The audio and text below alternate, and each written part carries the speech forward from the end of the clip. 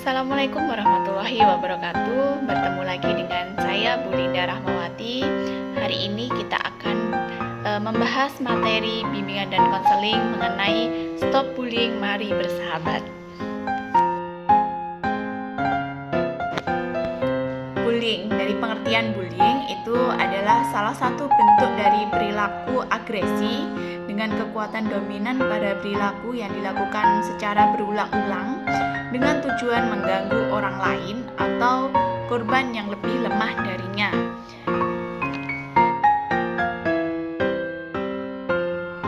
Jenis-jenis bullying itu ada 4, yaitu yang pertama bullying secara verbal, yang kedua bullying secara fisik, yang ketiga bullying secara sosial, dan yang keempat adalah bullying elektronik atau cyber.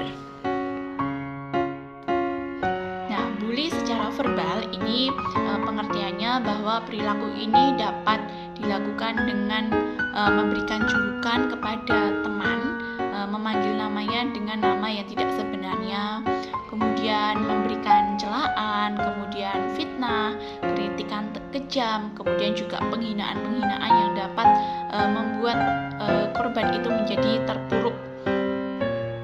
Yang kemudian selanjutnya adalah bullying secara fisik.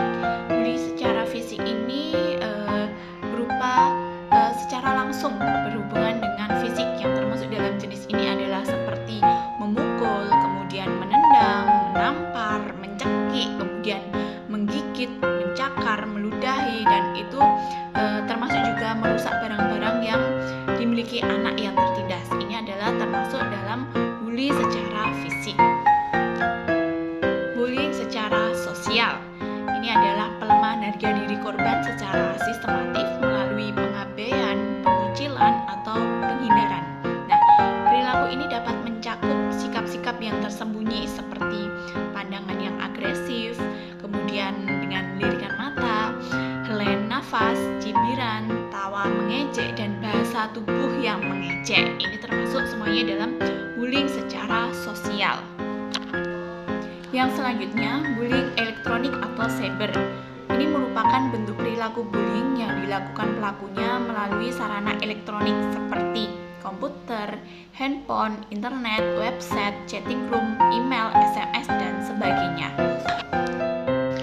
Sebab-sebab munculnya perilaku bullying yaitu yang pertama, bullying itu terjadi karena tradisi turun-temurun dari seniornya. Jadi tradisi itu diturun-temurunkan dari kakak kelas sampai ke adik kelasnya.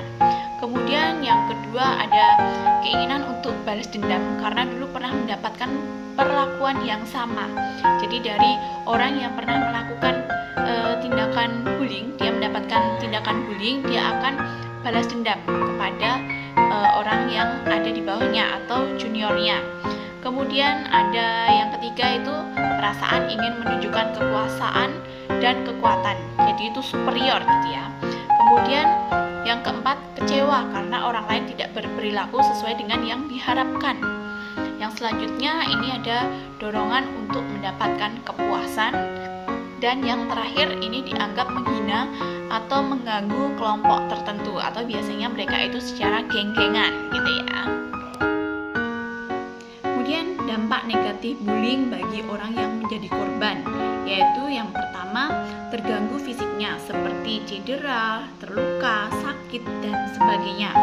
Yang kedua tertekan psikisnya atau kejiwaannya. Ini seperti takut, cemas, rasa tidak nyaman, resah, tertekan, dan gejala tekanan psikis yang lainnya. Yang ketiga, ini pergaulan sosial menjadi terganggu, ya seperti minder, menyendiri, grogi, pendiam, dan tertutup. Kemudian yang keempat, ini terganggu prestasi belajarnya seperti nilai jelek, tidak konsentrasi belajar, kemudian lupa mengerjakan tugas, sampai menurunnya ranking atau tidak naik kelas. Biasanya mereka yang mendapatkan perilaku bullying ini akan menjadi malas masuk sekolah. Bagaimana mencegah dan melawan bullying itu? Yaitu yang pertama, hindari membawa atau memakai barang-barang mahal atau uang yang berlebih. Yang kedua, jangan sendirian terutama di tempat yang sepi. Yang ketiga, hindari Hindari cari gara-gara dengan pelaku bullying. Yang keempat, jangan berada di dekat dengan orang yang suka melakukan tindakan bullying atau berada di sekitaran mereka. Yang kelima, kenali dan perhatikan pelaku bullying. Yang keenam, jangan ikut-ikutan melakukan tindakan bullying dalam bentuk apapun. Sedangkan untuk melawan pelaku bullying, kita dapat mengambil sikap sebagai berikut. Yang pertama, jadilah orang yang percaya diri dan tunjukkan ketahanan diri bahwa kita tidak mau mengganggu dan juga diganggu. Yang kedua, bersikap tenang saat ada yang mengganggu, jangan biarkan emosi itu terpancing. Yang ketiga, jika melihat ada teman yang menjadi korban, maka tolonglah korban dan juga laporkan. Yang keempat, lakukan perlawanan diikuti dengan berteriak, lari, atau tindakan apapun sambil mencari pertolongan. Yang kelima, catatlah tempat juga orang-orang yang terlibat dan jenis gangguan yang mereka lakukan. Laporkan pada orang tua, guru, atau juga bisa dengan pihak yang berwajib. Demikian materi dari saya yang dapat saya sampaikan.